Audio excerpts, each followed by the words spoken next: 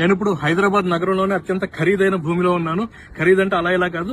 నేను నుంచున్న ఈ ప్రదేశం అక్షరాల 1 ఎకరం 177 కోట్ల రూపాయలకి ప్రభుత్వమే స్వయంగా అమ్మింది. ఇదేదో ఎవరో ఇన్ఫ్లేట్ చేసి చెప్పిన రేటు కాదు. స్వయంగా తెలంగాణ రాష్ట్ర ప్రభుత్వానికి సంబంధించిన పారిశ్రామిక పెట్టుబడుల సంస్థ వారు టీజీఐఏసీ వారు నిన్న పెట్టిన వేలంపాట్లో ఈ భూమి మొత్తం ఇది 7.67 ఎకరాల బిట్ అనమాట. ఇది రాయదుర్గం దగ్గర నాలెడ్జ్ సిటీ ప్రాంతంలో ఉంది. మీరు చూడొచ్చు, చుట్టూరు ఎటు చూసినా ఐటీ కంపెనీలు ఉంటాయి. ఈ బిట్ ని వేలం వేయగా 1 ఎకరా 177 కోట్లు చొప్పున 7.67 ఎకరాలు సుమారు 1300 కోట్లకి ఒక కంపెనీ ఎంఎస్ఎన్ అనే కంపెనీ కొన్నది. నిన్న ఇంకొక భూమిని కూడా దీనికి దగ్గరలో వేలం వేస్తారు. అది 11 ఎకరాలు బిట్ అనమాట.